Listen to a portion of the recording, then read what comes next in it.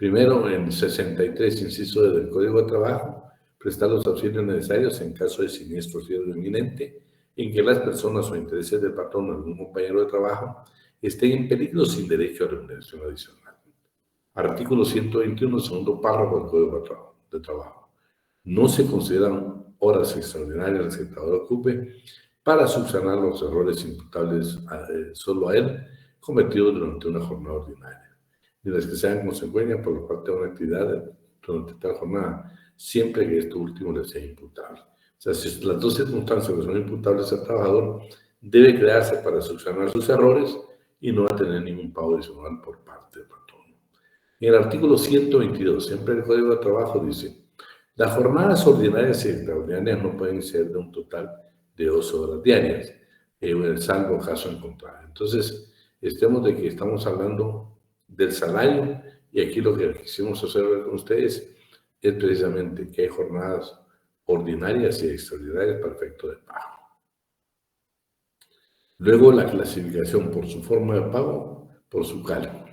Y luego el salario en moneda de curso legal y en especie, ¿sí? Primero vamos a hablar de moneda de curso legal. El artículo 90, primer párrafo del Código de Trabajo, dice: el salario debe pagarse exclusivamente en moneda de curso legal.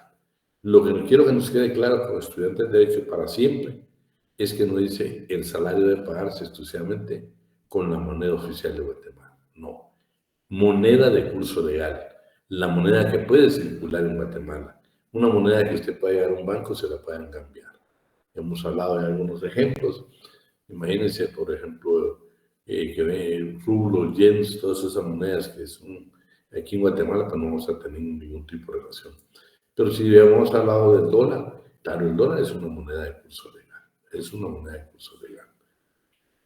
Entonces, en su artículo, siempre en el artículo 102, inciso D de la Constitución Política de la República de Guatemala, habla en su inciso D, la obligación de pagar a los trabajadores en moneda de curso legal.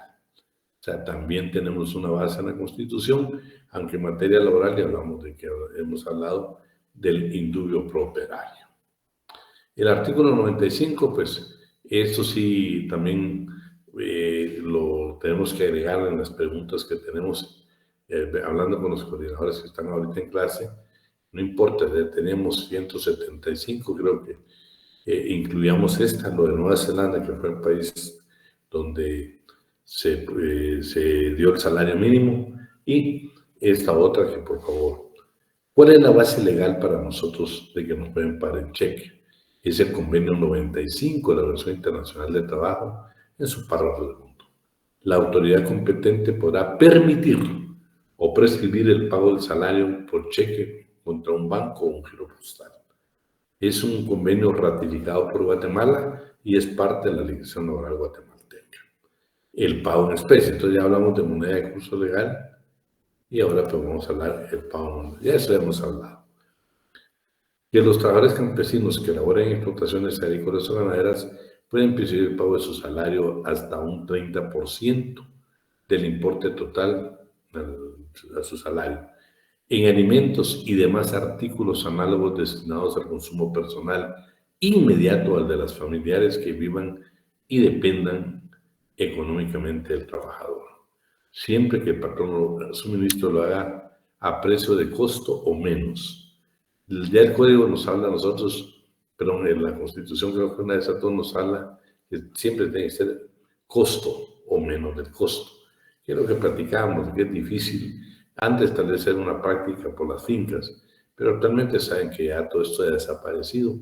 Sigue siendo una ley vigente, no creo que sea positivo en algunos lugares, porque muchas veces lo que se es el abuso, pero la ley lo que establece es de que tienen que ser, yo no veo ahorita que alguien pague el 30% en especie con productos que verdaderamente tengan un costo menor que puedan tener en una tienda, en un supermercado. No lo creo. Entonces, sigue siendo una norma que está establecida. El artículo 190, el cuarto párrafo, habla claro de que debemos de pagar en especie, y también en la Constitución Política de la República de Guatemala, en el 102, inciso B, dice en D, obligación de pagar al trabajador en moneda de curso legal Sin embargo, el trabajador del campo puede recibir a su voluntad productos alimenticios hasta un 30% de su salario. Este caso, el empleador suministrará esos productos a un precio no mayor del costo. Siempre nos está hablando del costo, ¿sí? En el convenio 95, también de la Organización Internacional del Trabajo, nos habla: la legislación nacional de los contratos colectivos, los rasgos arbitrales, podrán permitir el pago parcial del salario con prestaciones en especie en la industria, ocupaciones que forman pago, sea corriente o conveniente, dependiendo de la naturaleza de la industria u ocupación. ¿Por qué es importante esto? Porque fíjense que nuestra legislación habla del trabajador del campo, habla del trabajador agrícola y ganadero, pero ya este convenio internacional, que es el 95, ratificado por Guatemala, nos habla que también, pero claro, si la legislación de nosotros lo permite, puede aplicarse también en la industria o cualquier otra ocupación. Eso es importante porque no creo que en Guatemala sea una práctica, como les indicaba. Ya se imaginan el patrón preocupándose por el trabajador de conseguir productos al costo, ¿no? Eso sería una gran bendición para la clase trabajadora. Vamos a ver entonces hoy por su forma de cálculo. El salario se divide por unidad de tiempo, por unidad de obra y por participación. Artículo 88. El cálculo de esta reversión para efectos de su pago puede pactarse. Por unidad de tiempo. A eso significa que lo podemos hacer por mes, por quincena, por semana, por día u hora. Vean qué interesante. Ese es por unidad de tiempo. Mes, quincena, semana, día y hora.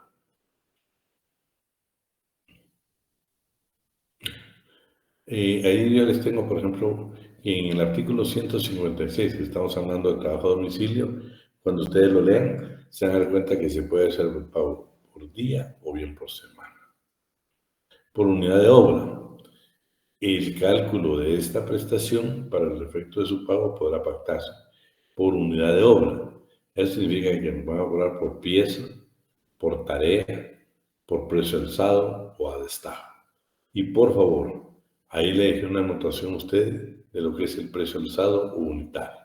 Aquí por lo menos espero que le voy a pedir para nada que me ayudaran a coordinar las preguntas, que por cierto les pedimos que las depuraran. Entonces, por favor, a mí me gustaría que agregáramos que ahora no todos, sino únicamente los coordinadores.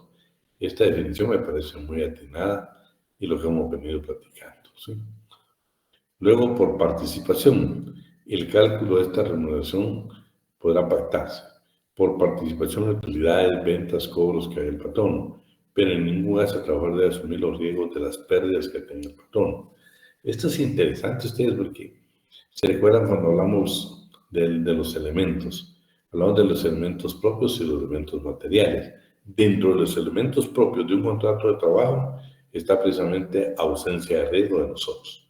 Lo que yo siempre les he dicho, nosotros las pérdidas que tenga el patrón por cualquier circunstancia no es responsabilidad del trabajador, es responsabilidad del patrón, ¿sí? Bueno, ahora miremos las medidas protectoras del salario. Estas son muy definidas, ¿eh? Vamos a ver qué nos va.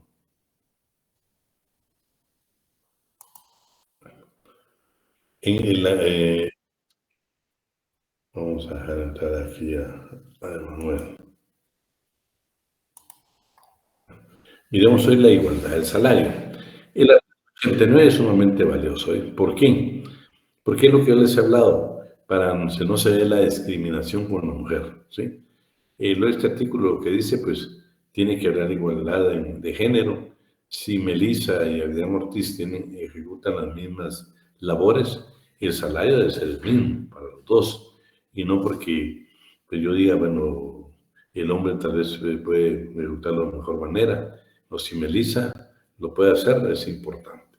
Lo que señala este artículo realmente es de que si en un caso el patrón no quiere pagarle menos a Melissa y Melissa lo demanda, solo tiene un derecho: probar que el trabajo es de inferior calidad al que yo elaboro también como compañero de trabajo.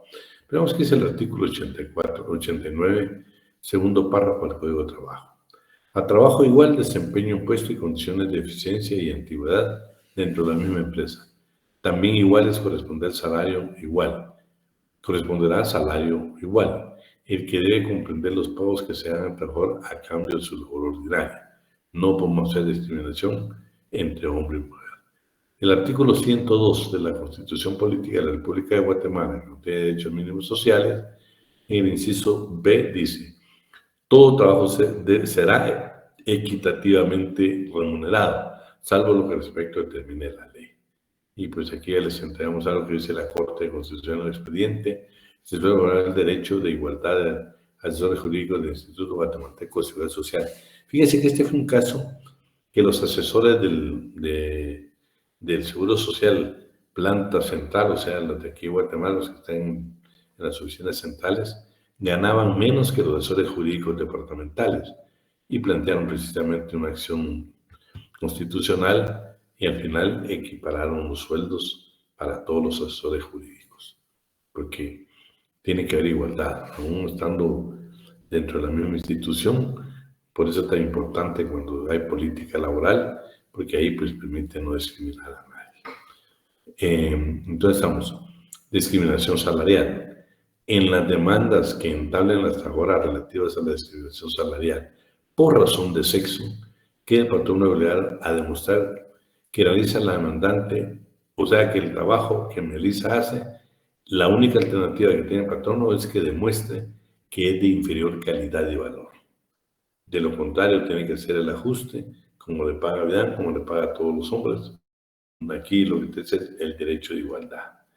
El artículo, el convenio número 100, también expresa igualdad en remuneración de mano de obra masculina y la mano de obra femenina para un trabajo de igual valor. Designa las tasas de remuneración fijadas sin discriminación en cuanto al sexo. Eso lo dice, para la que estamos platicando, el convenio 100 de la Organización Internacional del Trabajo. Pucha, ¿pero qué me pasó aquí? Aquí estamos. Bueno. Y el artículo 1, inciso B del convenio 100, esta manera es la que acabamos de platicar. Ya como protección del salario. Artículo 90, segundo y tercer párrafo del Código de Trabajo. El salario debe pagarse exclusivamente en moneda de curso legal. Vamos a darle lectura, porque aquí hay una parte que me interesa que la aprendamos para toda la vida. Aquí Guatemala no permite que, por ejemplo, a Diana se le pague con vales. El patrón no indique a Diana cada fin de mes: Diana, aquí te voy a dar 3,000 quetzales o 2,500 y el resto te va a dar un vale para que lo puedas cambiar en un supermercado. Eso está totalmente prohibido en la legislación guatemalteca. Se prohíbe pagar el salario total o parcialmente en mercadería. No se puede pagar en mercadería. Vales, fichas, cupones o cualquier otro signo representativo que se pretenda sustituir la moneda. No se puede. Se tienen que pagar completo su salario y no se permite vale, no se permite ficha, no se permite mercadería.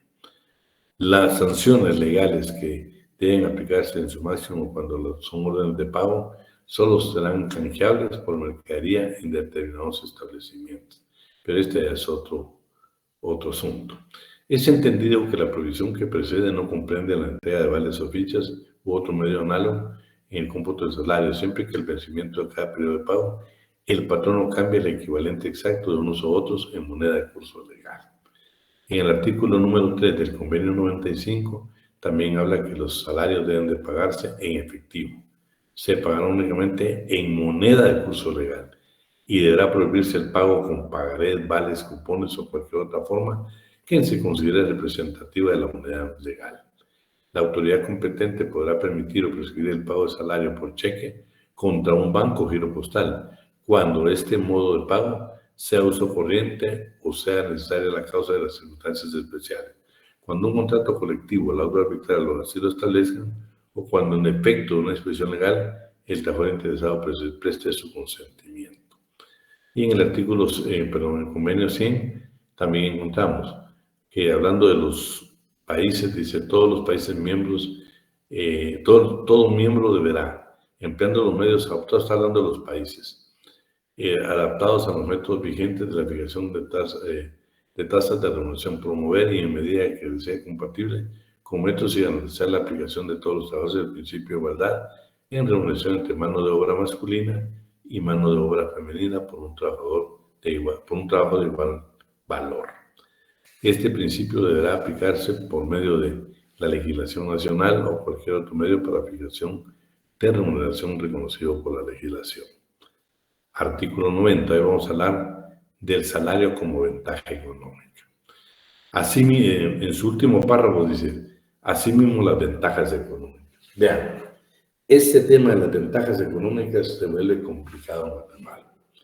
Quiero decirles a ustedes de que cuando usted primeramente ya esté graduado, que no se le olvide que vamos a tener nosotros trabajadores que van a prestar, aquí estamos, en el siembra, sí.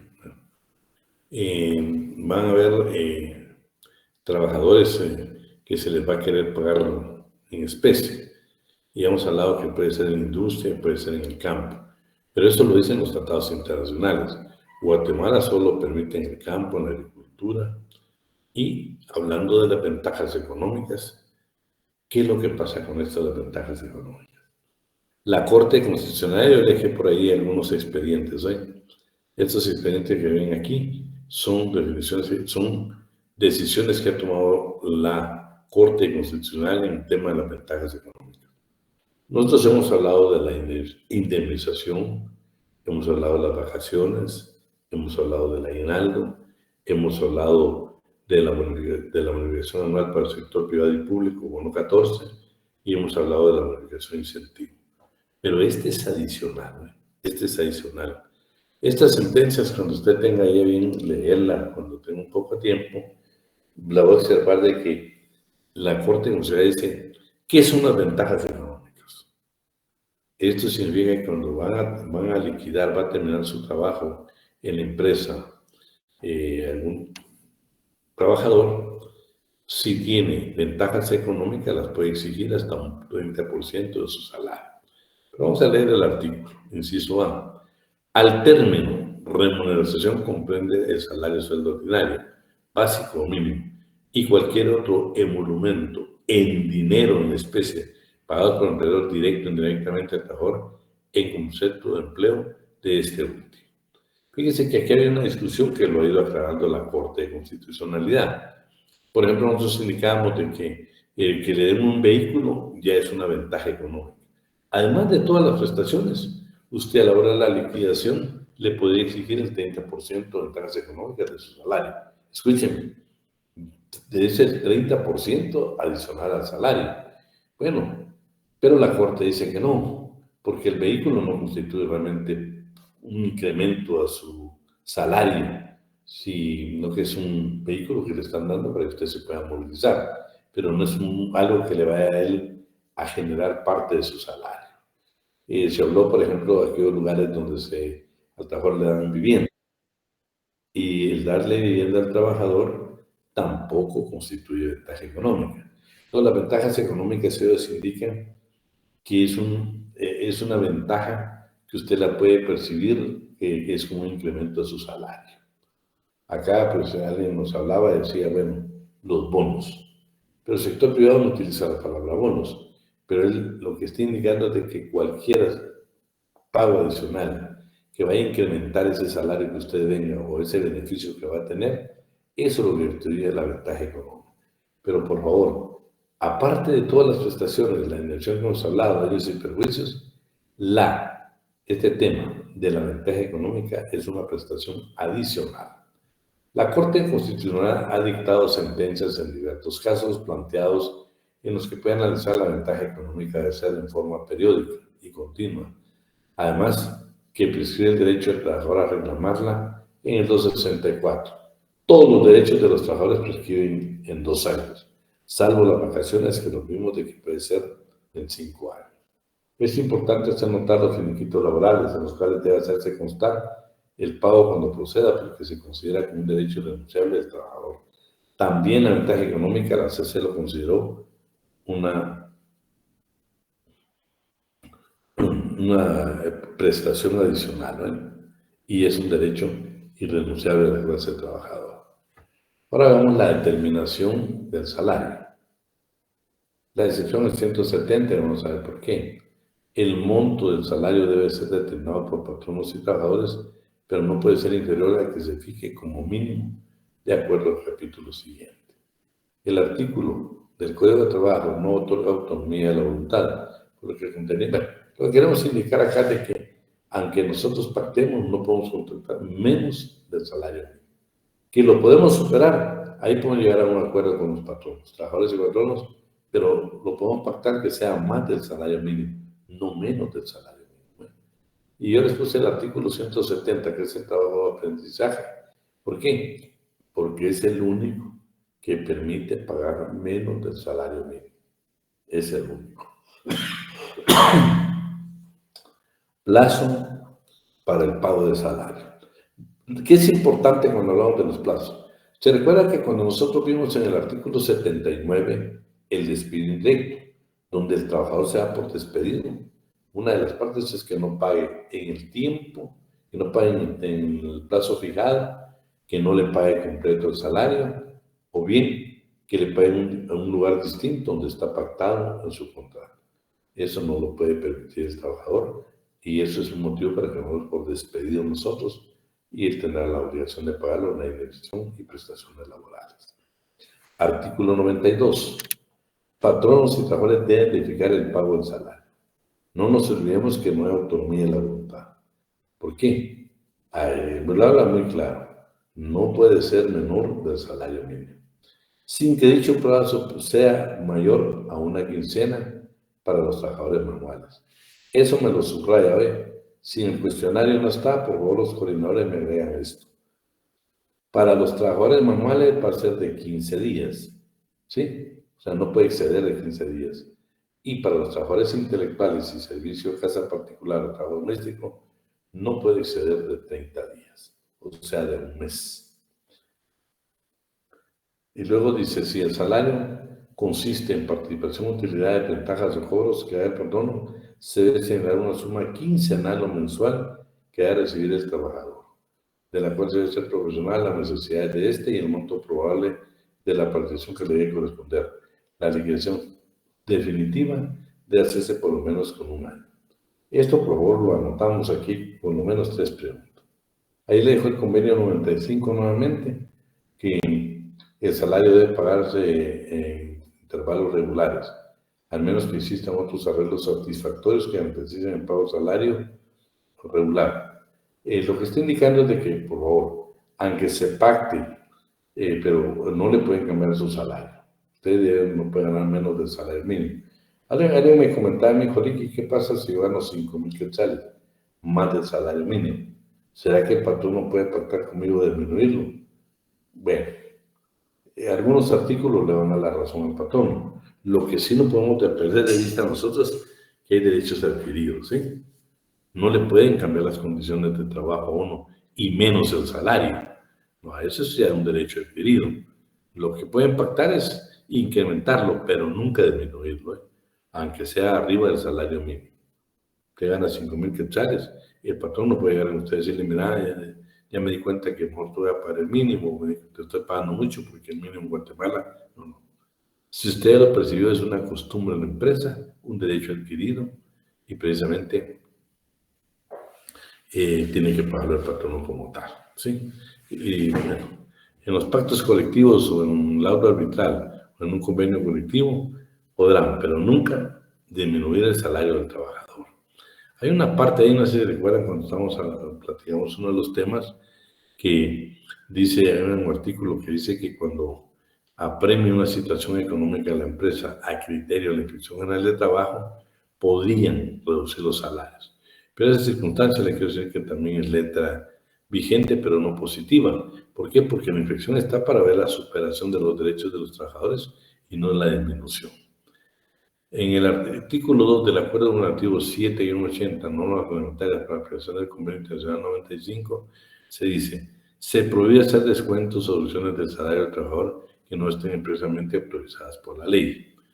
Se recuerda un banco y ahora vi un supermercado ayer que obligan a los trabajadores a vender algún tipo de talonario, ¿sí? Y si no, a ellos se los descuentan. Puede ser usted la insistencia de que usted haga este supermercado, sea algún banco, y la persona lo deja de atender y dice, mire, quiere participar. Vean, hemos tenido alumnos en años anteriores donde nos dicen que si ellos no logran vender al final, lo tienen que pagar con su salario. Pero el convenio, el reglamento de la aplicación del convenio 95, que es relativo a la protección del salario, dice se prohíbe hacer descuentos o soluciones del salario del trabajador que no estén expresamente autorizadas por la ley. Toda suma que hubiera sido omitida en el pago de salario o de prestaciones laborales y la seguridad social o cualquier otra naturaleza por error en cálculo o por cualquier otro motivo, tan pronto se establezca, debe entregarse de inmediato al trabajador o a sus beneficiarios según corresponda. Cualquier suma descontada por error o por cualquier otro motivo en el cálculo de las cuotas legales que cuenten a favor de las instituciones del Estado, tan pronto se establezca, debe ser entregada al trabajador. No importa, no puede estar pagando menos, pero después tiene que ser el ajuste. ¿Sí? Y ahí pues le vuelvo a mencionar yo en el caso de las ventajas económicas que constituyen salario y el pago menos requiere cuando procede la terminación del contrato de trabajo. Pago íntegro del salario. Para que no estoy platicando solo yo, alguien me puede leer por favor lo que está en pantalla. Por favor, Stephanie. Buenas tardes, licenciado. Pago íntegro del salario. Artículo 93, Código de Trabajo. Salvo lo dispuesto por el párrafo segundo del artículo anterior, el salario debe liquidarse completo en cada periodo de pago. Para este efecto, así como para el cómputo de todas las indemnizaciones o prestaciones que otorga el siguiente código, se extiende por salario completo el devengado durante las jornadas ordinarias y extraordinarias o el equivalente de las mismas en el caso del inciso B del artículo 88. Por unidad de obra, por pieza, tarea, precio alzado, P o a destajo. Igualmente, para los efectos que indica el párrafo anterior, siempre que se puedan pactar en especie de este dinero, deben ser como un salario total. Bueno, nosotros legislados solo tenemos el 30% para el campo. En la industria o en el comercio, no sé, en otro rubro, no se va a dar, ¿sí? Bueno, ahí le vuelvo a dejar lo relativo a la ventaja económica. Protección al trabajador de percibir su salario. Solo déjenme que quiero que haya algunos que quieren entrar. Ahí estamos. Bueno. La protección al salario debe ser la protección que debe el trabajador de percibir el salario. En el artículo 94 del Código Civil del Código de Trabajo, perdón, dice que el salario debe pagarse directamente al trabajador, a la persona de su familia, que él indique por escrito o en acta levantada por autoridad del trabajo. Mire, solo al trabajador y a su familia, a la persona de su familia, que él designe, o bien que sea por una autoridad de trabajo. Pero de lo contrario no se permite que ninguna otra persona vaya a nosotros, la podemos enviar a recoger nuestro salario. Solo puede ser una persona de nuestra familia. Dos, el convenio 95, en su artículo número 5, dice, el salario debe pagarse directamente al trabajador interesado, a menos que la legislación nacional o un contrato colectivo laboral establezca otra forma, o que el trabajador interesado acepte un procedimiento diferente. En el caso nuestro, Guatemala, porque este es el convenio de la OIT, habla de que solo puede ser el trabajador o bien alguien de la familia. Lugar de pago del salario, artículo 95. Salvo convenio escrito en contrario, el pago del salario debe hacerse en el propio lugar donde los trabajadores presten sus servicios y durante las horas de trabajo o inmediatamente después de que estas concluyan.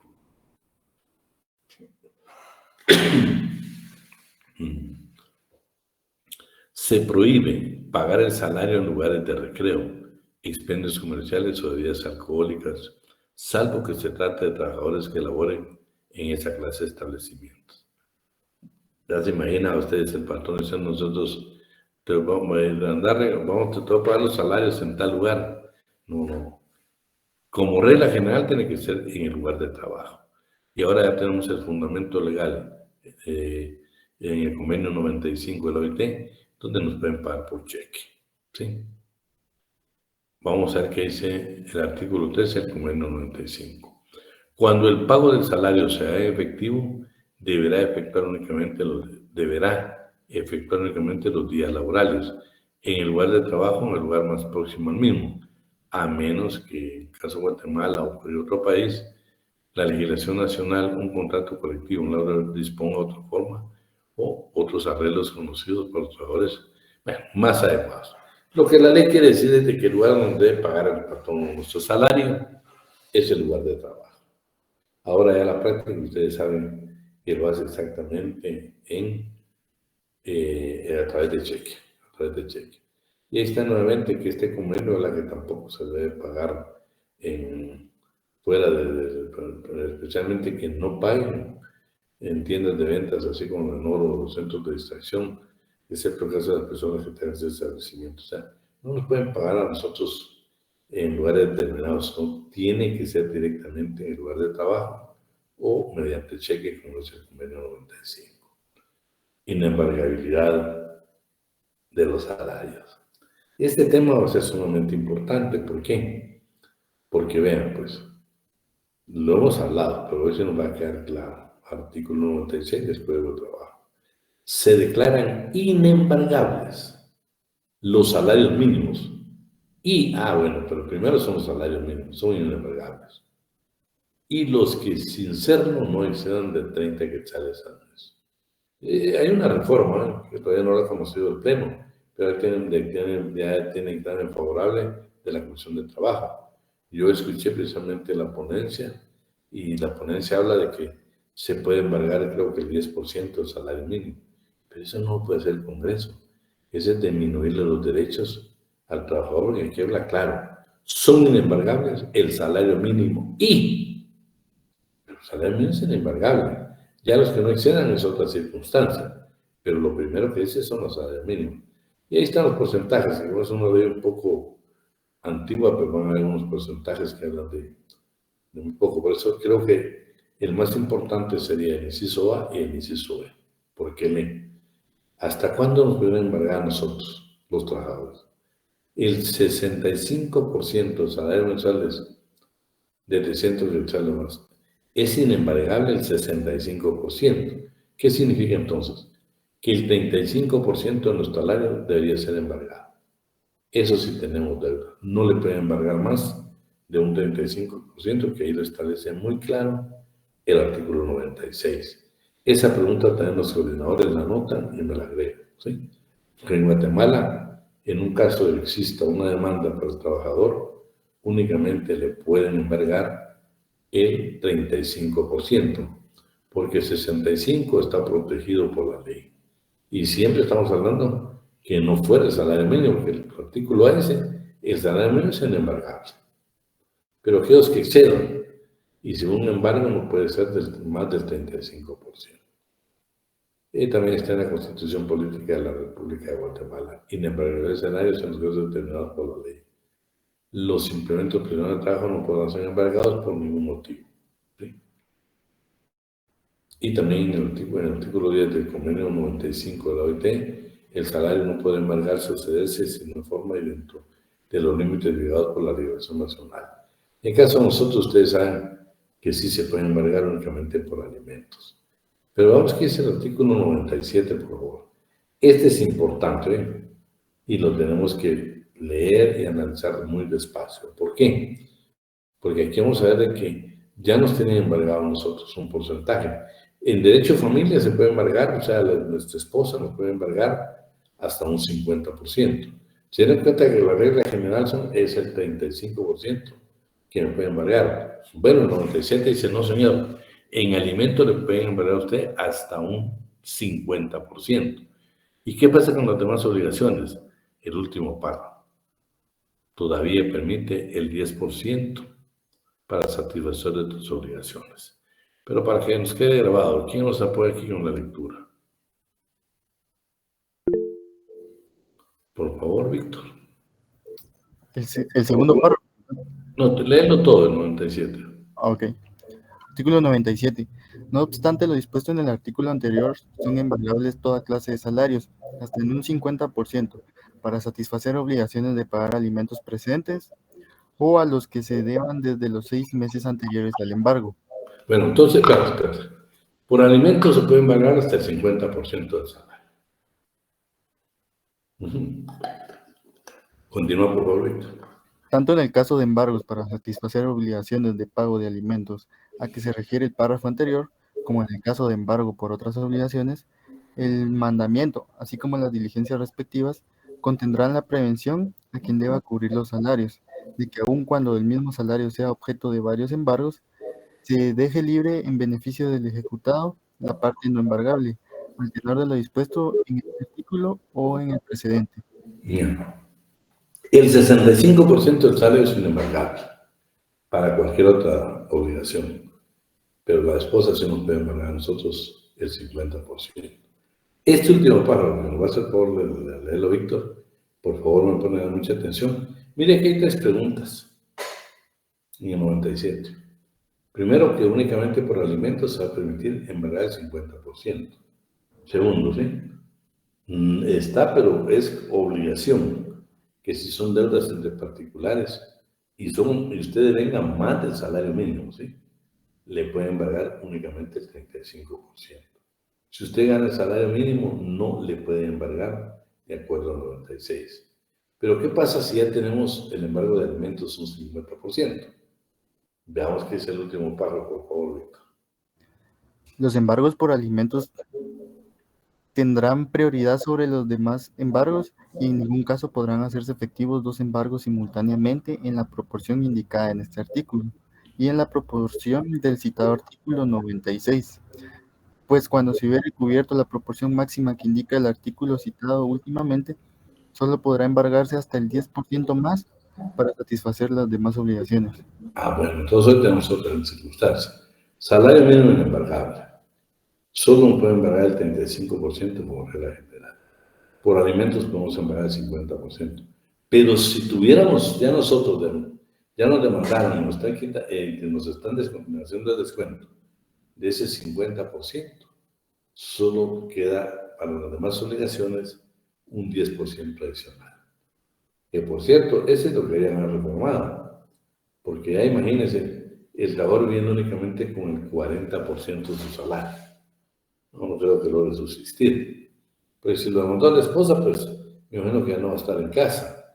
Tendrá que cubrir sus necesidades y qué difícil que la ley permite en alimentos embargar hasta el 50%. Claro, queda a discreción de los jueces, pero la facultad que tienen los jueces, la potestad que tienen, es de embargar el 50% de nuestro salario. Bueno, artículo 98. ¿Quién nos apoya ahí? Por favor, Estefan. Artículo 98 del Código de Trabajo para instrumentos y herramientas de trabajo. Protección adicional del salario, embargable de los instrumentos, herramientas o útiles del trabajador sean indispensables para ejercer su profesión u oficio, salvo que se trate de satisfacer deudas emanadas únicamente de la adquisición a crédito de los mismos. Bueno, lo que está diciendo esta disposición legal es los instrumentos, las herramientas, lo que el trabajador, como que elabora el trabajador, son inembargables como regla general. Pero sí se puede embargar en qué caso. Bueno, es normal, usted las compró por abonos, no tiene nada que ver con la relación laboral.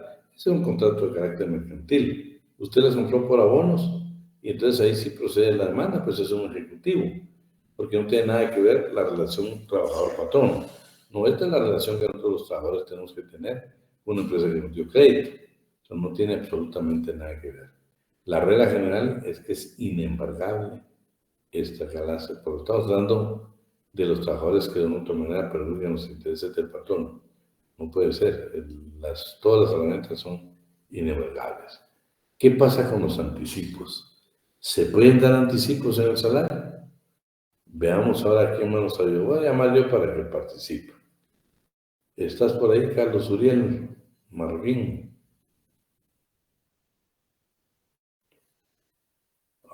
¿Qué pasó, Carlos? ¿Nos abandonaste? No está Carlos Uriel Marroquín. Byron López. Gracias, aquí estoy. ¿Qué tal? Es que fui a traer agua. El viernes, ¿verdad? Una vez. Dígame qué tengo que leer. Letra 99. En 99, ok. Código de trabajo.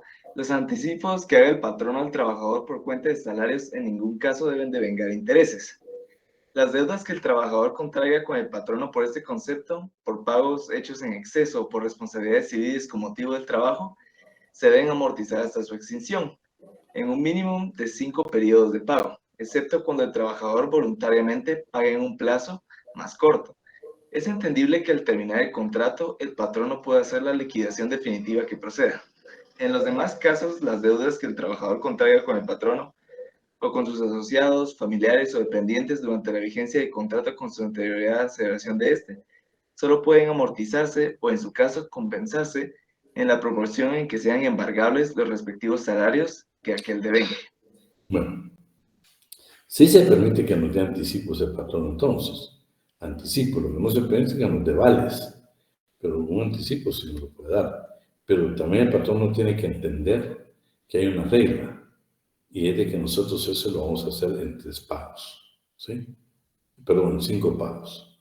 Eso es lo que dice la ley. Que al final se queda la parte esa que la pueden embargar. Bueno, pues es un asunto de carácter civil, no es realmente no tiene nada que ver con la relación laboral. Por supuesto, debe proceder el embargo, hasta el 35%, y si hay elementos, únicamente un 10%. Pero esta regla lo que está indicando es de que si en un caso el patrón no va, bueno, primero, no puede vengar intereses. O sea, ¿qué sentido tiene que yo le diga a César, te voy a prestar este dinero y me lo pagas con intereses? No, pues hay una relación laboral, no tiene nada que ver con la actividad mercantil. Ese es un asunto fuera de la parte del derecho laboral. Pero, de regla general, todo el anticipo que nos dé el patrono no va a devengar ningún tipo de interés, ¿sí? ¿Y cómo lo vamos a pagar? Pues la ley lo que dice es que va a ser un plazo corto, si no lo queremos pagar si tenemos ya los ingresos y poder cancelarlo. Pero de lo contrario dice en un mínimo de 5 periodos de pago. Así nos debe descontar, ¿eh? Y esto usted sabe que en la práctica no se da. El artículo 8, siempre como en el 95, dice los descuentos de los salarios solamente se deberán permitir de acuerdo con las condiciones y dentro de los límites fijados por la legislación nacional, un contrato colectivo o un laudo arbitral. Se debe indicar a los trabajadores que en la forma que la autoridad competente considere más apropiada las condiciones y límites que hayan de observarse para poder efectuar los descuentos. Protección del salario a favor de la familia. Vamos a ver. ¿Estás por ahí, Cintia?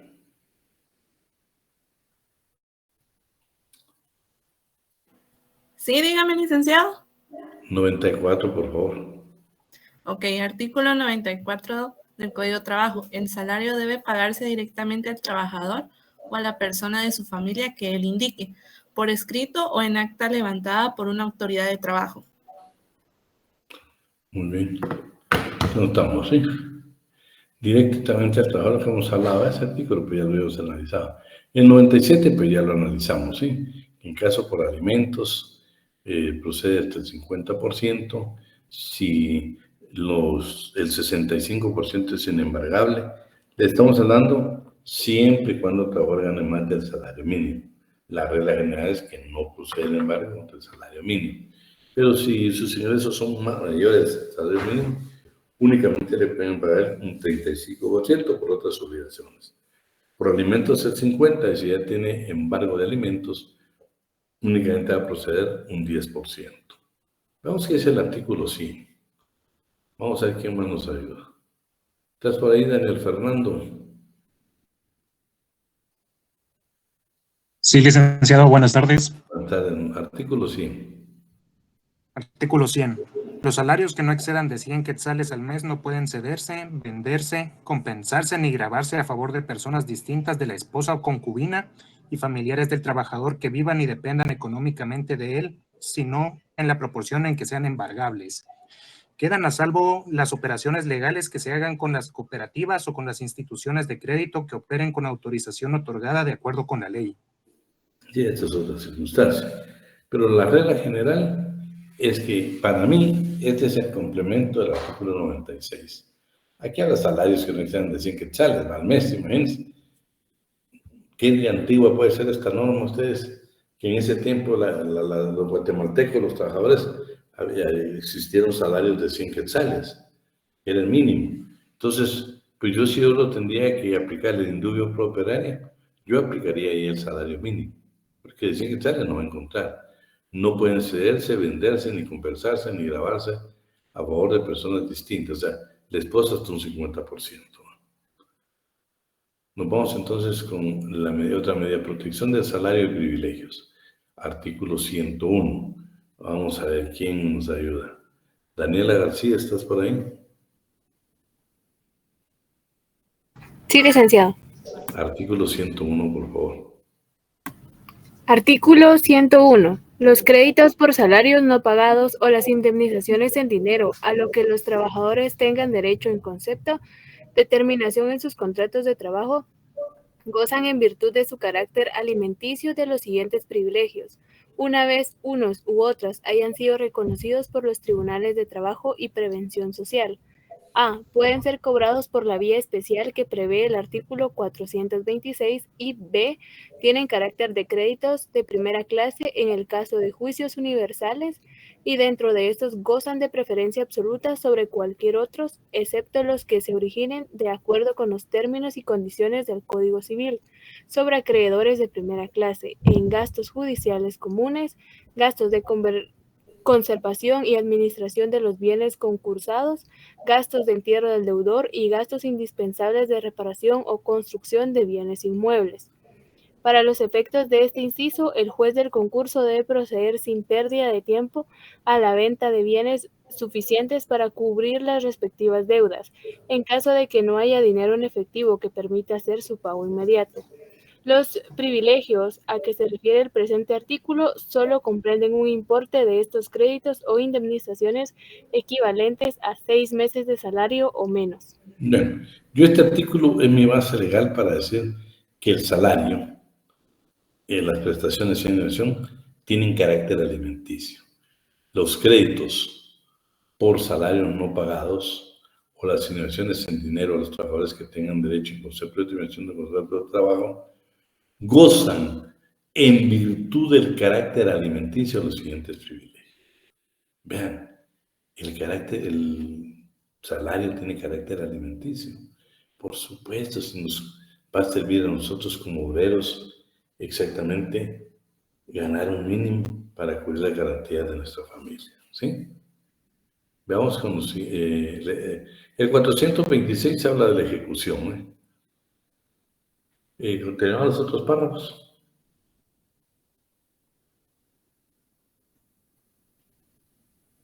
¿Dónde está Daniela? Los demás también, licenciado. Sí. Artículo 11. Espérate, terminamos de leer, así terminamos de leer ahí. Sí. El 11, sí, leemos el 11. Artículo 11. Convenio 95 de la Organización Internacional del Trabajo sobre la protección del salario. 1. En caso de quiebra o liquidación judicial de una empresa, los trabajadores empleados en la misma deberán ser considerados como acreedores preferentes en lo que respecta a los salarios que se les deban por los servicios prestados durante un periodo anterior a la quiebra o la liquidación judicial, que será determinado por la legislación nacional, o en los que conciernen los salarios que no excedan de una suma fijada por la legislación nacional. 2. El salario que constituya un crédito preferente se deberá pagar íntegramente antes de que los acreedores ordinarios puedan reclamar la parte del activo que le corresponda. 3. La legislación nacional deberá determinar la relación de prioridad ante el salario que constituya un crédito preferente y los demás créditos preferentes. Fíjense que en este caso, lo que está hablando es de que Yo no sé si algunos de ustedes vienen por el sector de la zona 6, exactamente donde está, no se me viene el nombre de la iglesia. Ahí estaba la famosa Peter Pan. En el portón, donde una de las calles que uno puede transitar por ahí, había un rótulo y decía: esta propiedad pertenece a los trabajadores de Peter Pan. ¿Sí? ¿Por qué? Esta empresa, ustedes saben de que quebró, y al final pues debían al sistema bancario y comenzó la reclamación. Pero lo interesante de que acá de comprobar con el artículo 9 es el convenio 95 de la Organización Internacional del Trabajo, habla muy clarito, que sobre cualquier otro acreedor, los trabajadores se consideran acreedores preferentes, ¿sí? Y luego dice, bueno, puede haber duda, quiénes pueden ser preferentes o quiénes no. No. La regla general es que el trabajador es un acreedor preferente. O sea, lo primero que al vender los activos, a quien primero tienen que pagar es a la clase trabajadora. Y después será para cubrir otros asuntos. Este es un proceso. Usted pasa por ahí, va a leer, en el portón está. Hasta mencionan el número de proceso que llevan, lo identifican hasta con número. Y ese es un problema serio todavía, no sé cómo terminaría ese caso, porque también es la persona, los propietarios de esta entidad, pues también le debían al sistema bancario de otras personas, le debían por materia prima. Y es donde yo siempre les he indicado. Se recuerda que leemos un artículo, los primeros del Código de Trabajo, donde hablamos, ¿sí?, que en caso de duda entre una ley de trabajo y previsión social y otra de orden civil, siempre debe resolverse en materia laboral. O sea, tienen que elegir jerarquía las de derecho laboral y no las de común. Todos estos artículos son importantes porque, vean, no crea que en nuestras oficinas profesionales nos llegan casos como que fueran los mismos. No, no, no. Yo siempre les voy a decir a ustedes de que el día que estén litigando, lean bien, lean bien. No, siempre les he pedido que se lea bien el expediente, porque acá puede decir, bueno, miren, pero ¿qué hacemos si ya un banco tiene un embargo? Vean este artículo. Nosotros los trabajadores tenemos derecho preferente. Dice, deberán ser considerados como acreedores preferentes en lo que respecta a los salarios o que se les deban por los servicios prestados, ¿sí? Indemnización, prestaciones laborales. Entonces, pues los trabajadores tuvieron razón. Por cierto, yo les digo, ese proceso es un proceso famoso. Me pareció sumamente interesante que ellos en el portón hasta identifican el número de proceso. Vamos a ver entonces forma de pago por interrupción de labor imputable al patrón. El artículo 61, que estamos hablando de obligaciones, dice, son obligaciones del patrono. Pagar al trabajador el salario correspondiente al tiempo que éste pierda cuando se ve imposibilitado a trabajar por culpa del patrón. Se recuerda que hablamos de que cuando no existe materia prima, pero es imputable al patrono, esa es una manera de suspender el trabajo, de suspenderlo, ¿sí?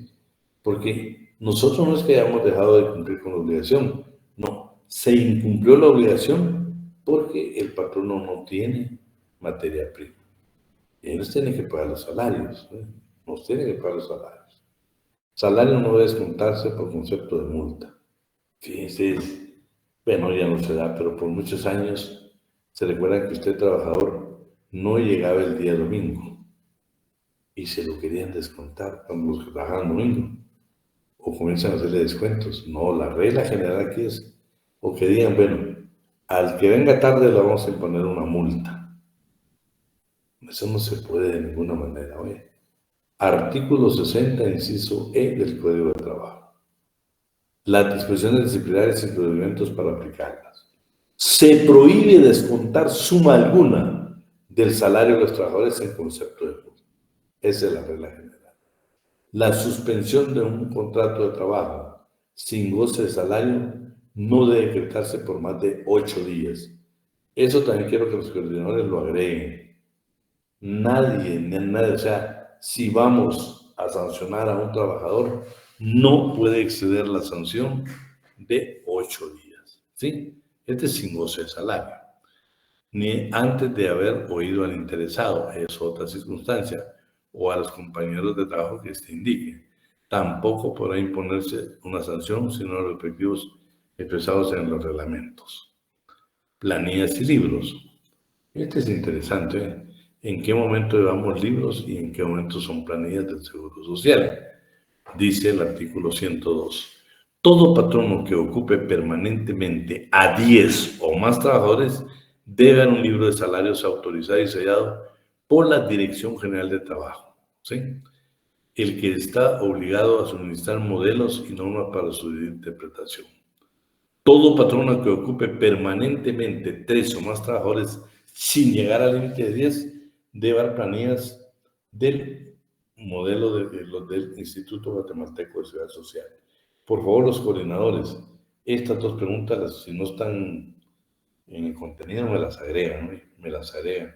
No importa que tengamos todavía que corregirlo, el examen, por lo que la circuló, pues yo creo que está suspendido.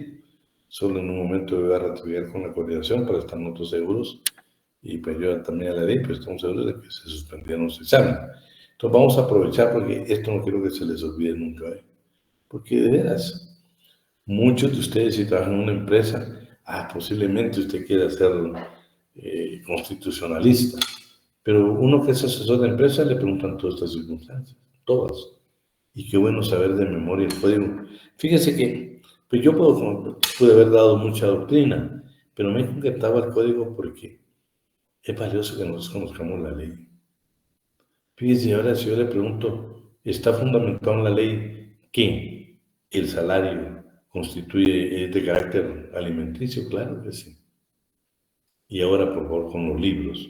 Vamos a ver libros, ¿sí? Fíjese, aquí yo 3 preguntas tendría yo que hay que ver si están en el cuestionario general. Primero, si tengo 10 o más trabajadores, debo dar un libro, debo dar el libro de salarios. ¿Quién me lo va a autorizar? La Dirección General de Trabajo, ¿sí? La Dirección General, ¿sí? Bueno.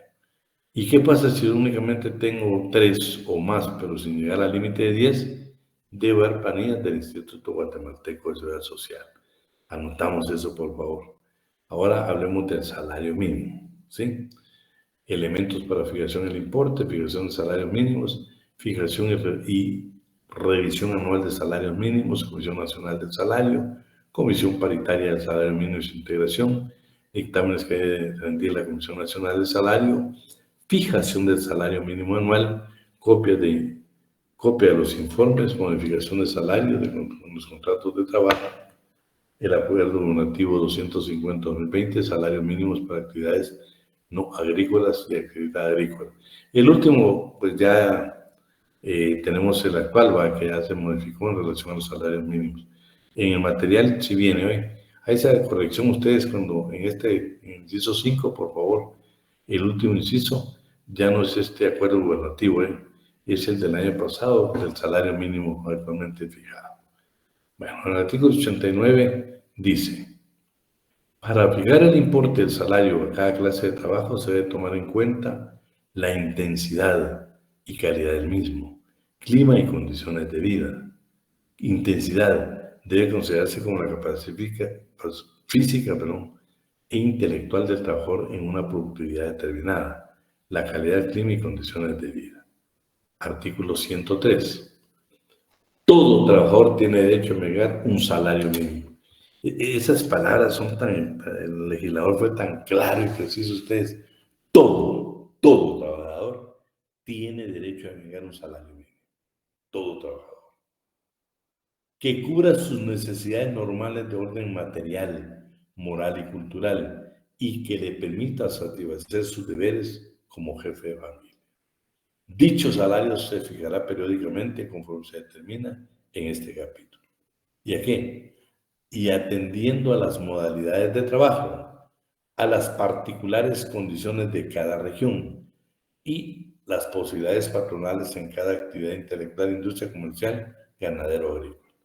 Por eso, estas bases es de que ahora tenemos el salario mínimo para el departamento de Guatemala y el salario mínimo para los otros departamentos de la República. Esa fijación debe tomar en cuenta si los salarios se paguen por unidad de tiempo, por unidad de obra o participación, ventas o cobros que haga el patrono, y de hacerse adoptando medidas necesarias para que no salgan perjudicados los trabajadores que ganan por pieza, tarea, presupuestado de Estado. Nadie puede ganar menos del salario mínimo. Fijación y revisión anual de los salarios mínimos. Artículo 104. ¿Estás por ahí, Daniela Obando? Sí, licenciado. Artículo 104, por favor. Ok. Artículo 104. El sistema para la fijación de salarios mínimos se establece en el presente capítulo. Se debe aplicar a todos los trabajadores, con excepción de los que sirvan al Estado o a sus instituciones, y cuya remuneración esté determinada en un presupuesto público. Sin embargo, aquel y estas deben hacer anualmente en sus respectivos presupuestos las rectificaciones necesarias a efecto de que ninguno de sus trabajadores devenga un salario inferior al mínimo que les corresponda. Bueno, vean pues, eso estamos hablando del sector privado. Para el Estado es otra aplicación, pero estamos de que se va a fijar anualmente un salario mínimo. Por eso la expectativa en los meses de diciembre, cuando ya las comisiones ya presentaron su informe y la decisión la debe tomar el Ejecutivo. Y cada año usted ve las circunstancias. El año pasado fue modificado, se superaron el salario mínimo. Y hay años donde definitivamente el Ejecutivo no toma decisiones y deja el salario del año anterior. ¿Sí?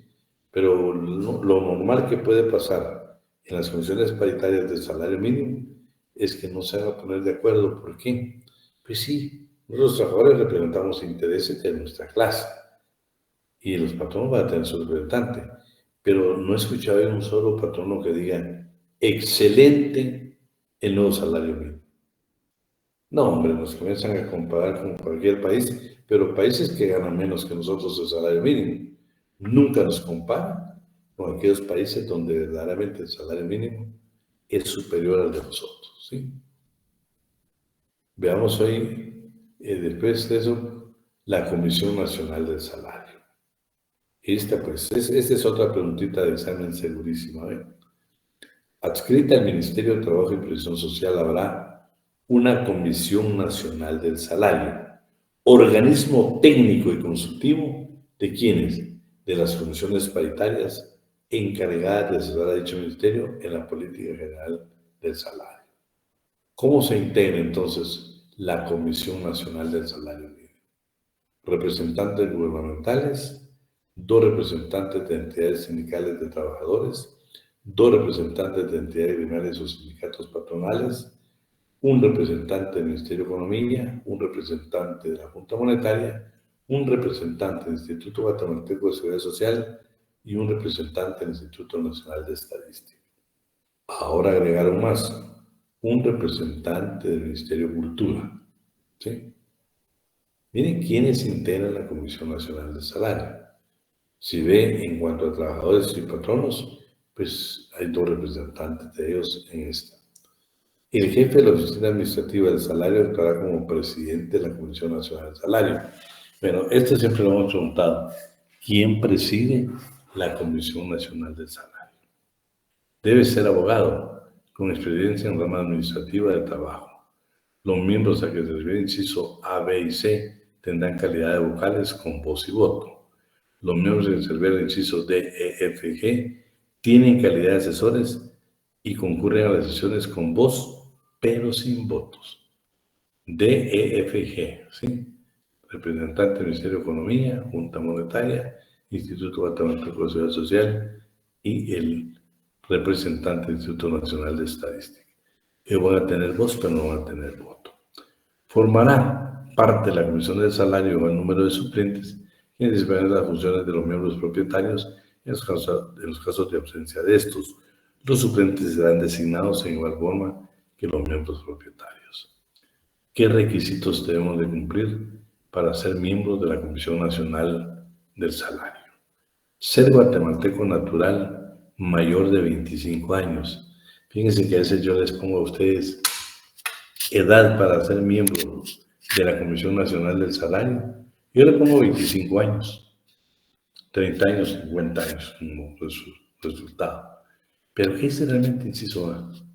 Mayores de 25 años. Entonces, si yo tengo 25 años, no puedo pertenecer. Tengo que tener más, por eso dice mayores de 25 años. Una muy buena pregunta, por favor, los muchachos que me están ayudando a los cuestionarios, agregamos esta también, ¿no? Poseer honorabilidad, independencia y criterios. Los representantes de los sindicatos de trabajadores de relaciones patronales, en este caso pues, gremiales, ¿no? Deben pertenecer legalmente a estas entidades. Nombramiento. Bueno, para que no se cansen de escucharme solo a mí, pues vamos a ver. ¿Estás por ahí, Diana Lucrecia?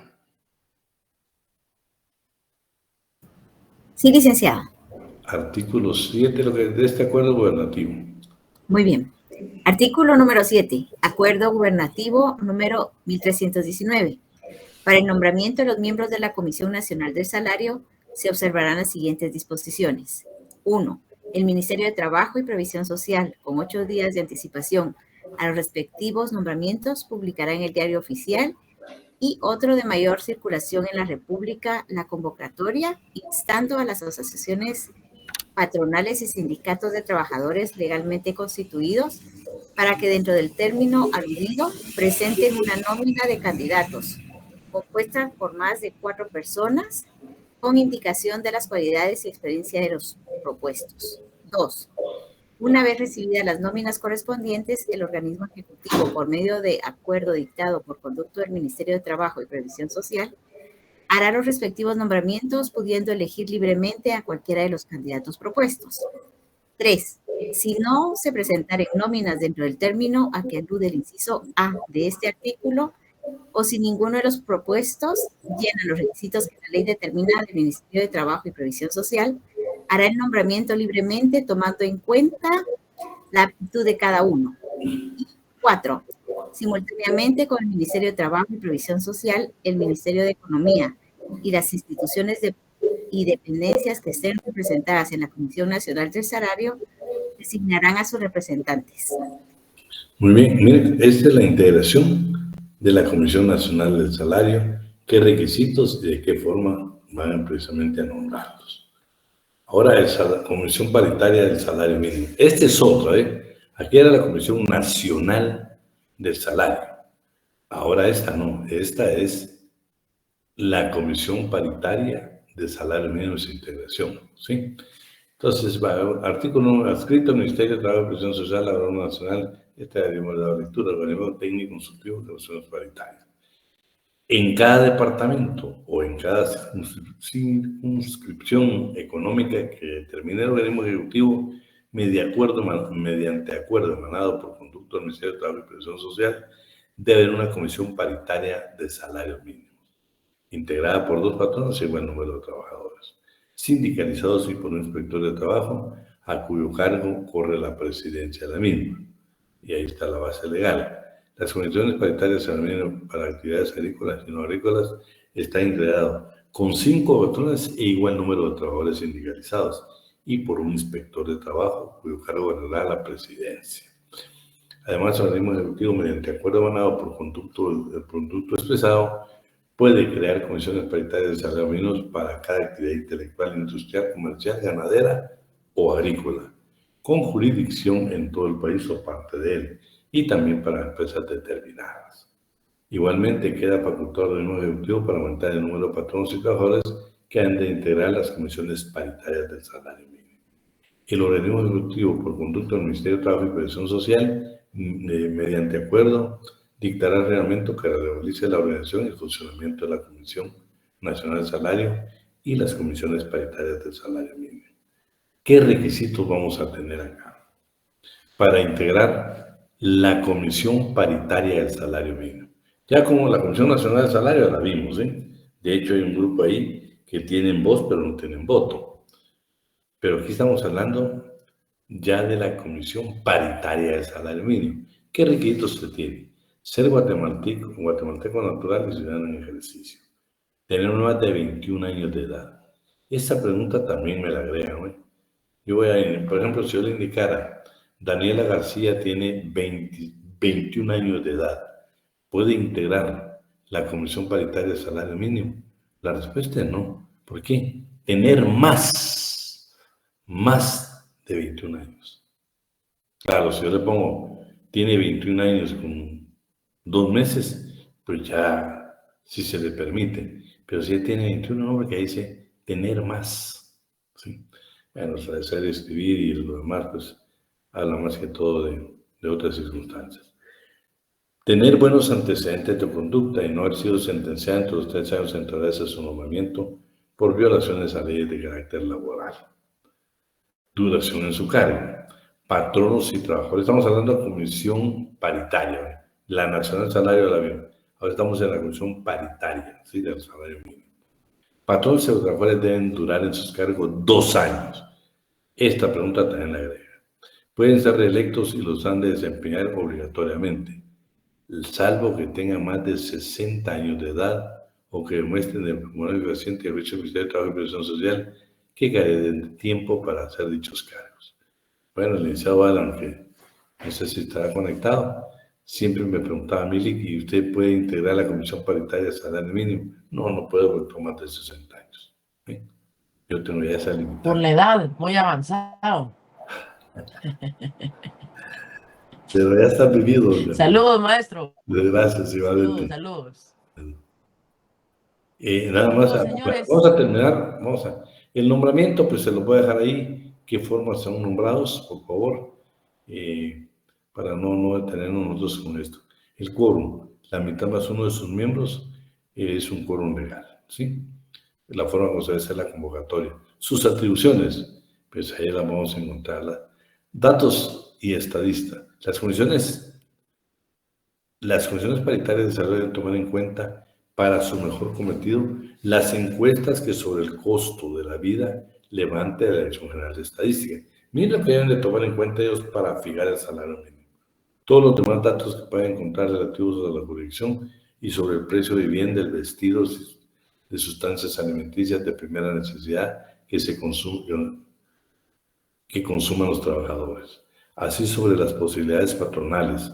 Mire todo. Inclusive ya en el campo hablan de tierra para el cultivo, leña y demás prestaciones que disminuyen el costo de la vida para estos. O sea, no es nada más de fijar un salario porque se les antojó, no, nunca. Ahora, el dictamen, ¿no? Esta sí la tenemos como pregunta en el examen. No sé quién nos quiere apoyar ahí por el tiempo. ¿Quién nos apoya? No hay mucho voluntario. Por favor, Andrea. Hola, licenciado, buenas tardes. Artículo 112, Código de Trabajo. La Comisión Nacional del Salario, una vez que reciba los informes de todas las comisiones, debe rendir al Ministerio de Trabajo y Previsión Social el dictamen razonado que corresponda dentro de los 15 días siguientes al recibo de dicho informe, en el que se debe armonizar los salarios mínimos por actividad y circunscripciones económicas en todo el país, hasta donde sea posible.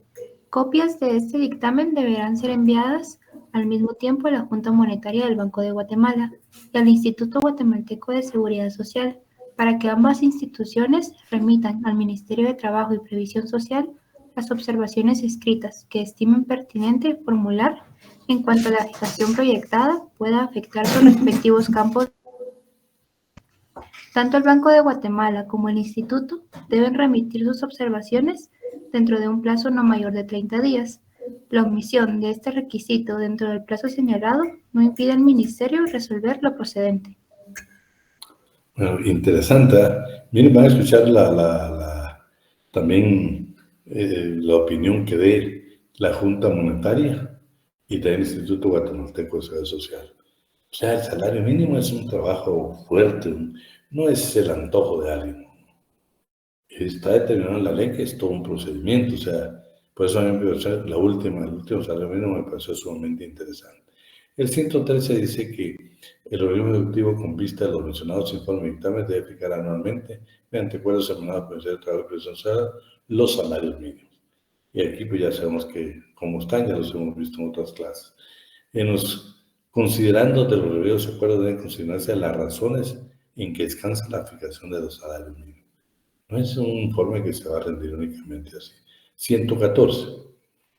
Aquí nuevamente nos comienza a hablar nuevamente de los informes de la Comisión Nacional del Salario dentro de los 30 días siguientes a la presentación de la solicitud que dio origen a dicha comisión.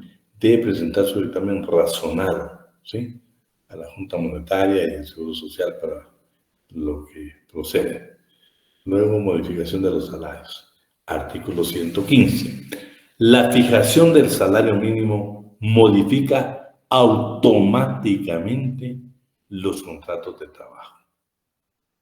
O sea, si en nuestros contratos de trabajo, por ejemplo, Diana Lucrecia de León, ingresó a trabajar este año, ingresaste con el mínimo fijado acá, pero resulta que el otro año van a mejorarlo.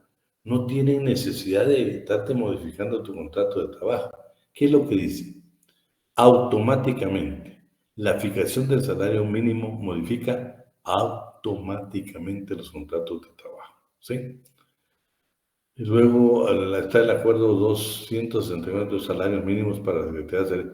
Este es el actual, que también ya lo analizamos en otras circunstancias, que tenemos el salario mínimo para Guatemala y los departamentos en 3 actividades para ustedes: actividades agrícolas, actividades no agrícolas y la actividad exportadora y de maquila. No nos vamos a tener ahí porque ya lo vimos en otra ocasión. Y por último les dejo aquí el material del convenio 95, que es, para mí el convenio 95 es importantísimo, ¿eh? Pues únicamente se agregué de este convenio. Creo que preguntas, no vi ninguna que ustedes han tomado la molestia de poderlo hacer, ¿sí? Ahí estamos. Entonces, vamos a dejar la clase. Solo quiero hablar un poquito. Licenciado Alan, aprovechando que está por ahí. Ya se nos fue. Adelante, maestro, aquí estoy. La circular sí suspende definitivamente el examen. Claro. Porque yo leí ahí de que se programan para el día, se van a reprogramar hasta el día 17 de abril. Ya le doy lectura. 21, a partir del 21. Sí. A partir del 21, sí, efectivamente, los únicos días de la otra semana que hay clases es del lunes, martes y miércoles. Pues sí, pero la duda que tenemos es que como el examen de nosotros está programado para el día miércoles. No se va a llevar a cabo, se está suspendido. Bueno, entonces, de todos modos, yo se lo voy a confirmar. Solo termino la clase, quiero hacer una llamada para que la coordinación ya nos oficialice de que el examen está suspendido, ¿sí? Eso, por favor, yo quiero terminar otro pedido. Los coordinadores, por favor, con mucho respeto, no me revisaron bien las preguntas, no me las revisaron, ¿eh? Yo encontré preguntas repetidas. Entonces, yo quisiera que volviéramos a analizar, ver cómo incorporamos nosotros, ahora sí, los coordinadores. Me gustaría que con este tema que vimos hoy del salario, pudieran ustedes incorporar unas preguntas adicionales a ese cuestionario, ¿sí? Por favor, se los quiero pedir muy oficialmente, porque cuando yo lo leí encontré mucha pregunta repetida. Y la ley es depurar, no quitar, depurar, ¿sí? No, ustedes depuren, pero muchos lo que hicieron fue, bueno, teníamos 275, quitemos 100, y quitaron algunas que para mí eran importantes, Entonces voy a dejar que nuevamente los coordinadores puedan analizar y les queda la tarea a ellos de hacer el ajuste de las preguntas para llegar a 200 preguntas, ya quiero oficializar ese documento. Se lo hemos enviado por la premura del examen, pero si el examen está suspendido, entonces no hay ninguna pena que lo podamos dejar para un análisis posterior. Así es que vamos a agarrar la clase ahí y por favor no se les olvide que el día lunes vamos a tener clase virtualmente. Y después de eso, pues esperaremos nada más después de la semana de descanso qué día nos corresponde el día del examen. Yo estoy un poco apremiado con el tiempo porque en el Chavalán tenemos la filosofía de la vida que hemos de terminar el programa. Nosotros aunque tengamos que hacerlo fuera del horario que nos corresponde, los invitamos a ustedes que nos apoyen. El lunes tienen que no se pierdan, porque vamos a hablar del tema de la prescripción y ya comenzamos a hablar del tema de los trabajos de los regímenes especiales. Y el licenciado hablan de que, no sé si lo dejamos para un día de estos, pero me gustaría, licenciado Alan, el tema de las sanciones por parte de la Dirección Departamental de Inspección General de Trabajo. Sí, lo vamos a coordinar, maestro, si quiere, después del examen, para verlo bien, porque obviamente, a ver si tenemos una clase presencial ahí para que sea una mejor forma y les compartimos material. Estamos por ahí. Bueno, jóvenes, pasen un feliz descanso y si Dios nos permite, nos vemos el día lunes. Coordinadores, tienen que subir mínimo unas 15, 20 preguntas. Un fuerte abrazo, nos vemos el día lunes, si Dios quiere. Buenas tardes, licenciado. Buenas tardes. Gracias. Buenas tardes, licenciado. Bien.